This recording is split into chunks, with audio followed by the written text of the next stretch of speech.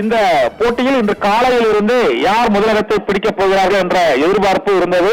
அந்த எதிர்பார்ப்பை ஈடு செய்யும் வகையில் கடந்த முறை பரிசு பெற்ற சிவகங்கை மாவட்டத்தைச் சேர்ந்த அபிஷித்தர் 20 காளைகளை அடக்கி முதல் பரிசான காரையும் மற்றும் அமெரிக்காவின் ஹூஸ்டன் பல்கலைக்கழகத்தின் தமிழ் இருக்கை சார்பாக வழங்கப்பட்ட அந்த மாடு மற்றும் கன்றுக்குட்டியோடு அவர் முதல் பரிசை தட்டி சென்றார். அதன் பின்னர் இரண்டாவது இடத்தை மதுரை மாவட்டம் பொதும்பு கிராமத்தைச் சேர்ந்த ஸ்ரீதர் 13 காளைகளை பிடித்து ஆட்டோவை பரிசாக பெற்றார். மூன்றாவது இடத்தை சிவகங்கை மாவட்டம் மணப்புறத்தைச் சேர்ந்த விக்னேஷ் 10 காளைகளை பிடித்து இருசக்கர வாகனத்தை பரிசாக பெற்றார். 4ஆம் இடம் பெற்ற சிவகங்கை மாவட்டம் ஏனாதியைச் சேர்ந்த அதே 9 காளைகளை பிடித்து அவர் 4ஆம் இடத்தை பிடித்தார்.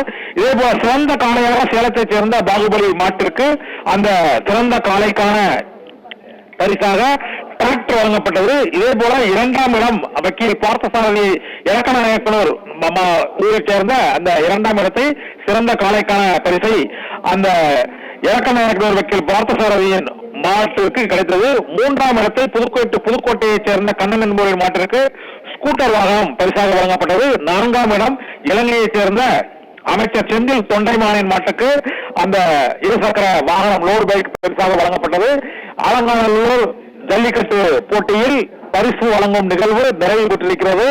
இதனையடுத்து வீரர்கள் உற்சாகத்துடன் பரிசு பொருட்களை பெற்று உலக புகழ்பெற்ற அலங்காநல்லூர் ஜல்லிக்கட்டு போட்டி இன்று காலையிலிருந்து ஆரவாரத்துடன் விறுவிறுப்புடன் பல்வேறு திருப்பங்களுடன் தொடங்கி இறுதி சுற்றில் பங்கேற்ற ஆயிரக்கணக்கானோர் பங்கேற்று அந்த நிகழ்வு வெற்றிகரமாக நிறைவடைந்திருக்கிறது. மதுரையில் புகழ்பெற்ற அவனியாபுரம் பாலமேடு மற்றும் அலங்காநல்லூர் ஜல்லிக்கட்டு போட்டிகள் தற்போது நிறைவடைந்திருக்கிறது.